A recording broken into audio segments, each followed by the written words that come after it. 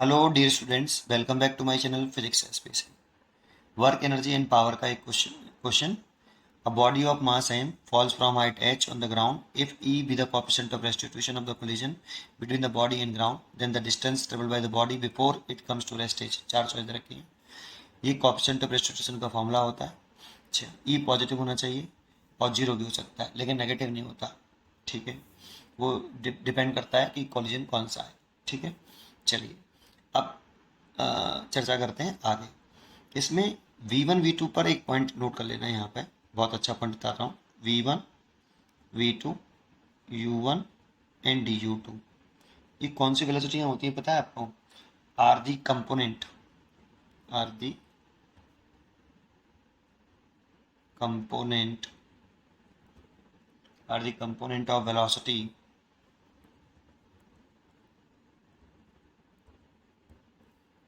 along the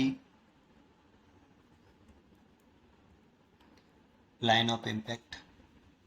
दो line होती हैं, एक तो होती है लाइन ऑफ मोशन और एक होता है लाइन ऑफ इम्पैक्ट। तो लाइन ऑफ इम्पैक्ट के अलॉन्ग होती है। अगर आप लाइन ऑफ मोशन और लाइन ऑफ इम्पैक्ट नहीं जानते हैं तो एक थोड़ी सी फटाफट जानकारी दे देता हूँ कि जैसे अगर कोई बॉडी है, ये मूव कर रही है u1 वेलोसिटी से, और ये दूसरी बॉडी है, ये मूव कर रही है u2 वेलोसिटी से। तो जिधर बॉडी मूव कर रही है उसकी दर्शन में एक लाइन ड्रॉ करते हैं, उसे बोलते हैं line of motion. Line of motion ऐसे। अब मान लो ये कोलिजन कर गई, ये दोनों बॉडी कोलाइड कर गई ऐसे। तो इसने इस पर फोर्स लगाया ऐसे एन, और ये इसने इस पर लगाया, ये नॉर्मल एक्शन है। इसने इसको दबाया इधर की तरफ, इसने इसको दबाया इधर की तरफ। तो ये लाइन ऑफ एक्शन, इसके अकॉर्डिंग लाइन ड्रॉ कर दोगे जो फोर्स लग रहा है, उसको बोलते हैं line of impact. Line of impact. और जब लाइन ऑफ इम्पैक्ट और line of motion same direction में हो, एक ही हो, अलॉन्ग हो तो उसे हेड ऑन कोलिजन बोलते हैं। तो ये हेड ऑन कोलिजन है। कौन सा है? हेड ऑन कोलिजन है ये वाला। लेकिन अगर एक बॉडी ऐसे मूव कर रही हो और दूसरी बॉडी थोड़ी सी इससे नीचे ऐसे U2 से, तो ये तो लाइन ऑफ मोशन हो गया। ये तो क्या हो गया? Line of motion. लेकिन जब ये कोलाइड करेंगी तो कुछ इस तरह से करेंगी, एक इधर और एक थोड़ा सा नीचे है ऐसे। देखो ये इस पे जब फोर्स लगाएगी ये वाली, तो ये इधर लगाएगी ऐसे, और ये इस पे इधर लगाएगी। तो ये होगा लाइन ऑफ इम्पैक्ट।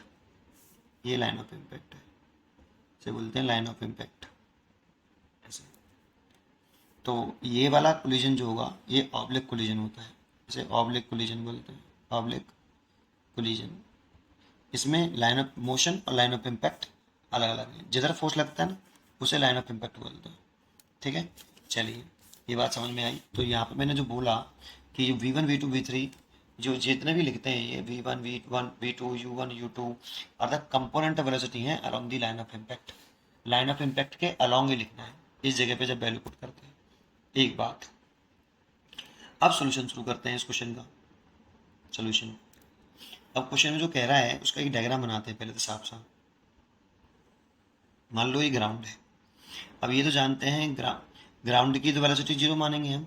ठीक है, तो जैसे इसमें ये दो बॉडी कोलाइड कर रही हैं, तो जो दो बॉडी कोलाइड करती हैं, एक की वेलोसिटी U1 मानते हैं, दूसरी की वेलोसिटी U2 मानते हैं। यहाँ पे एक बॉडी तो हो गई कौन? अर्थ। तो इसकी वेलोसिटी तो जीरो हो गई, बिफोर कोलिजन भी और आफ्टर कोलिजन भी। केवल जो बॉल है उसकी वेलोसिटी बिफोर कोलिजन और आफ्टर कोलिजन देखनी होगी मेरे को। ठीक है, तो एक बॉल है ये, इसका मास m है और इनिशियल स्टेट इसकी जीरो है यहाँ पे। जब ये इसे टकराएगी h हाइट पर, तो जस्ट टकराने से पहले, ये जस्ट टकराने से कोलाइड करने से पहले वेलोसिटी है आपकी। जस्ट टकराने से पहले मान लो ये वेलोसिटी जस्ट टकराने से पहले u है, या फिर मैं इसे u1 कह देता हूँ, u1। और इसकी, इस वाले की, अर्थ की मैं u2 मान लेता हूँ जो कि जीरो है। ठीक है, ये u1 हो गया। u1 निकाल सकता हूँ मैं। देखो यहाँ से a से b तक, a से b तक पहले आप मोशन की थर्ड इक्वेशन लगा लो, और ये h है आपकी, स्मॉल h मान लेते हैं, ये हाइट h है। तो a से b तक के लिए अगर मोशन की थर्ड इक्वेशन लगाएं तो फाइनल वेलोसिटी कौन सी है? u1। a से b तक फाइनल वेलोसिटी u1 है, तो u1 का स्क्वायर बराबर इनिशियल वेलोसिटी जीरो है।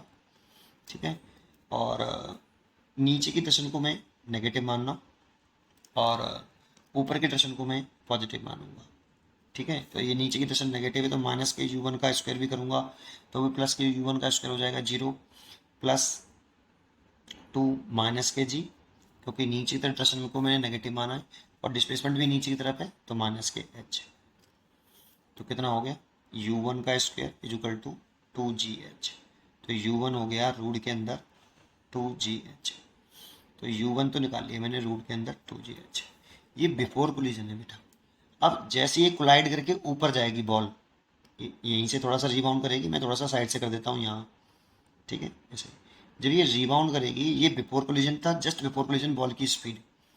आफ्टर कोलिजन बॉल की स्पीड मैंने मान ली कितनी v1, और इसकी इसकी जो वेलोसिटी होगी ग्राउंड की वो तो जीरो होगी, उसे मैं v2 डैश मान लेता हूँ, डैश माना है मैंने इसको, ठीक है, जीरो।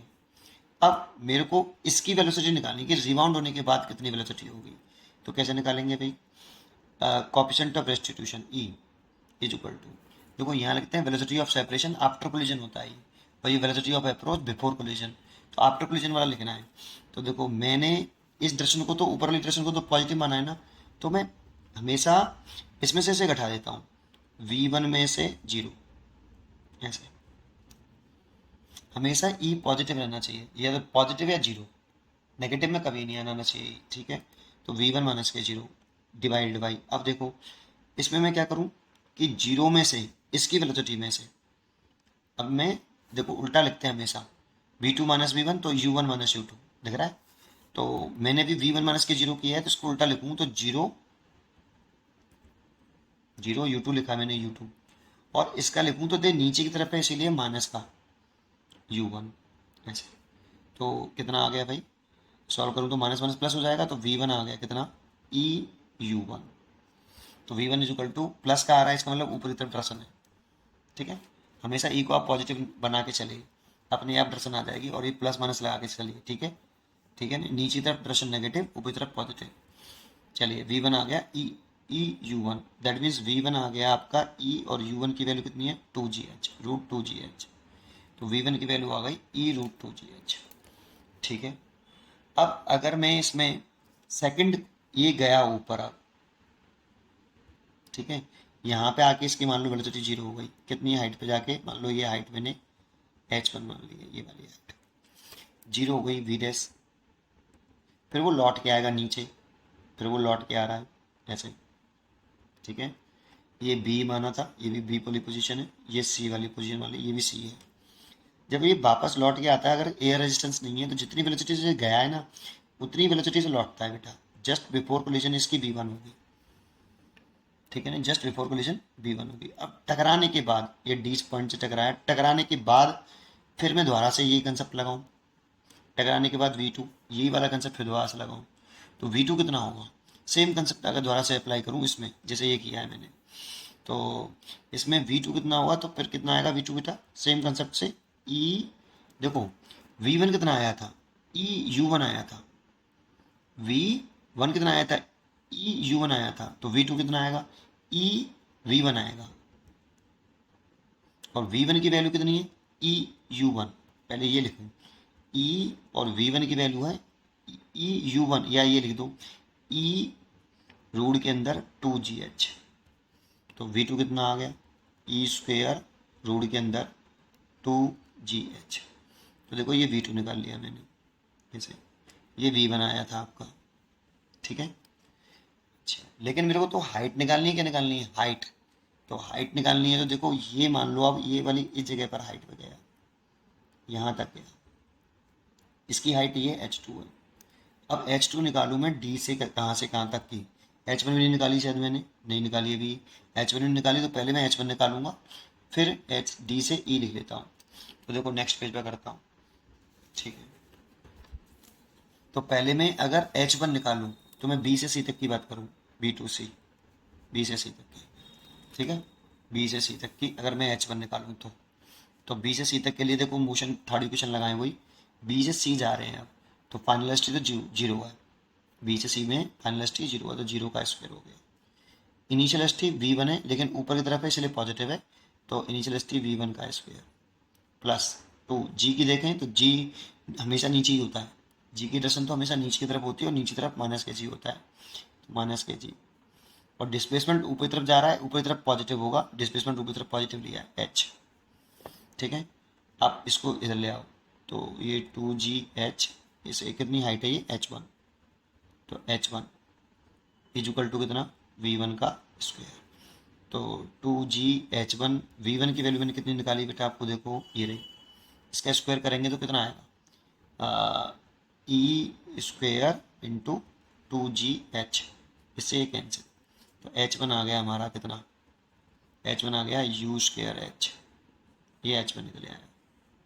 ऐसे ही सिमिलरली अगर सी कहाँ से कहाँ तक, डी से ई तक की चर्चा करें, डी से ई तक की, डी से ई तक देखो ये डी है और ये ई है, अगर इसकी चर्चा करें तो फिर फन दोबारा से मोशन की थर्ड इक्वेशन लगाएं, तो इनिशियल वेलोसिटी तो जीरो हो गई, यहाँ पे तो जीरो हो जाएगी, वी डबल डैश जीरो, तो जीरो का स्क्वायर इक्वल टू इनिशियल हो गई वी टू का स्क्वायर प्लस टू।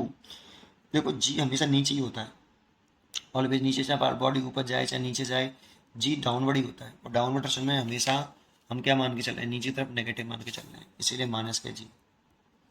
और एच की डायरेक्शन, जब बॉडी ऊपर जा रही तो एच ऊपरी तरफ ही होगा, और ऊपरी तरफ पॉजिटिव है, और एच टू, तो इसको इधर लेके आएंगे तो 2gh2 is equal to v two का स्क्वायर, और 2gh2 वी टू का स्क्वायर अगर लिखूंगा मैं यहाँ पर, वी टू की वैल्यू लिखूँ कहाँ है, ये रही, उसका स्क्वायर करूँ तो ई की पावर 4 हो जाएगी, ई की पावर 4 मल्टीप्लाइड बाई 2gh, और इसे कट गया, तो h2 कितना है, h2 आया ई की पावर 4 इंटू कितना h, देखो h2 आया गया। ऐसे ही सिमिलरली अगर हम लिखते जाएं, सिमिलरली अगर हम लिखते जाएं तो हम एच एन भी निकाल सकते हैं बेटा, एच एन। देखो इसको एच एन को लिखने के लिए तरीका क्या है कि आप पहले इसे ऐसे लिख लो, ई स्क्वायर एच, सॉरी ऐसे लिख लो, ई स्क्वायर का स्क्वायर इंटू एच, ऐसे, और इसको भी ऐसे लिख लो, ई का स्क्वायर की पावर 1 इंटू एच। अब देखो इसमें एच वन लिख रहा है तो इसकी ई स्क्वायर की पावर कितनी है 1, यहाँ ई स्क्वायर लिख रहा है उसकी पावर कितनी है 2, तो देखो यहाँ एच टू लिख रहा हूँ 2, तो पावर भी 2 है, और 1 लिख रहा हूँ तो यहाँ पे पावर 1 है, ऐसी एच एन लिखूंगा तो क्या लिखूंगा, ई स्क्वायर, इसकी पावर कितनी एन, देखो यहाँ 1 है तो पावर 1 है, ई स्क्वायर की पावर 1 है,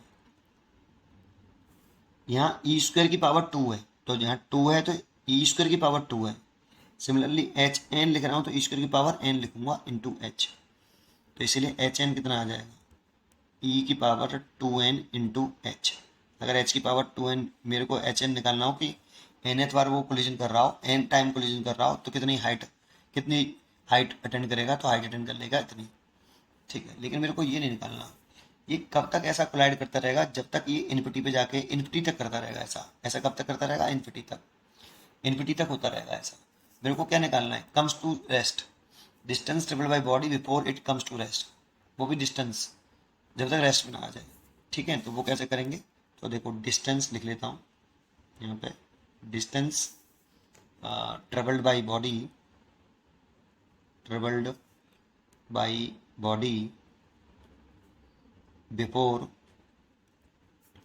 it comes to rest, comes to rest, तो इजुकल टू, देखो यहाँ से पहले जब यहाँ से छोड़ा था मैंने तो कितनी हाइट अटेंड करी थी, यहाँ तक एच डिस्टेंस चल रही थी, ठीक है, तो इसीलिए एच हो गई प्लस, फिर ये ऊपर गया कितना h1, फिर नीचे भी आया हुआ ऐसे h1, ये h1 है तो ये भी तो h1 ही है, ये भी वाला भी तो h1 है, तो पहले ऊपर गया अब फिर लौट के आया, तो डिस्टेंस क्यों नहीं हो गई 2h1, तो डिस्टेंस हो गई 2h1। ऐसे ही ये गया है h2 तो लौट के भी आएगा ऐसे, v2 वेलोसिटी से टकराएगा इस जगह पे, तो ये भी h2 हो जाएगी, तो ये कितना हो जाएगा 2h2, ऐसे ही 2h3 and so on infinity तक कर देंगे इसको, लेट कर लेंगे कि इन्फिनिटी पे जाकर रेस्ट में आएगा, अब पता तो है नहीं कहाँ पर रेस्ट आएगा, तो इन्फिनिटी पे कंसिडर कर लेते हैं, ठीक है। अब वैल्यू पुट कर दो, h की वैल्यू तो h ही रहने दो, प्लस 2 कॉमन ले लो उसमें से, h1 plus h2 plus h3 and so on infinity, तो देखो h प्लस 2 और h1 की वैल्यू, h1 की वैल्यू थी E square H, E square H, इसकी वैल्यू थी ई की पावर 4h, 4h प्लस, अब देखो n बराबर 1 रखेंगे तो ई स्क्वायर एच आया, n बराबर 2 रखेंगे तो 4h आया, n बराबर 3 रखेंगे तो 6h आएगा, ई की power 6h and so on infinity से रीच, ऐसे चलता रहेगा। इसमें से एक काम करिए आप, 2h कॉमन ले लीजिए इसमें से, और ई स्क्वायर भी कॉमन ले लीजिए एक अगले पेज पे, सॉरी गलत होगा थोड़ा सा, h plus 2e² h common ले लीजिए, तो यहाँ बचेगा 1 प्लस e² प्लस e की पावर कितना 4 एंड सो ऑन इन्फिनिटी। अब देखो ये जीपी हो गया, जीपी हो गया कि इसमें डिवाइड कर रहे हैं तो 1/e² आएगा, इसके इसमें डिवाइड करेंगे तो e² आएगा, तो कॉमन रेशियो सेम है e²। तो इसमें इनफाइनाइट सीरीज का जीपी वाला फॉर्मूला लगा दीजिए आप, h plus 2e² h first term, तो फॉर्मूला क्या होता है फर्स्ट टर्म, तो फर्स्ट टर्म एक है इसलिए 1 माइनस कॉमन रेशियो कितना है, इसके इसमें डिवाइड करने पर e² आया था, इसके इसमें डिवाइड करने पर e² आया था, इसलिए कॉमन रेशियो e² है। ठीक है, आपको पता हो S infinity is equal to first term 1 minus common ratio, ये इनफिनिटी सीरीज का सम होता है बेटा। ठीक है, अब इसमें से आप एक काम करिए, नीचे से यहाँ से पहले h कॉमन ले लीजिए पूरे में से, और h कॉमन लेके पूरे में से 1 माइनस e² एलसीएम ले लीजिए।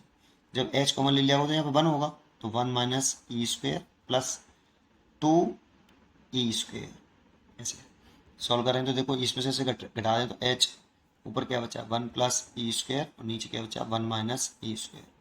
देखो ये आपकी वैल्यू आ गई, इतने डिस्टेंस पर वो रेस्ट में आ जाएगा, इसीलिए इसका आंसर होना चाहिए आपका A is a correct choice, A is a correct choice. उम्मीद करता हूँ कि आपको ये समझ में आएगा। इसमें 2 क्वेश्चन के आंसर हो गए, एक क्वेश्चन ये भी हो गया कि वो कितनी कोलिजन करने के बाद कितनी हाइट अटेंड करेगा, एन कोलिजन के बाद कितनी हाइट अटेंड करेगा, तो इतनी हाइट अटेंड करेगा। ठीक है, तो एक क्वेश्चन ये भी है आपका और एक ये भी है।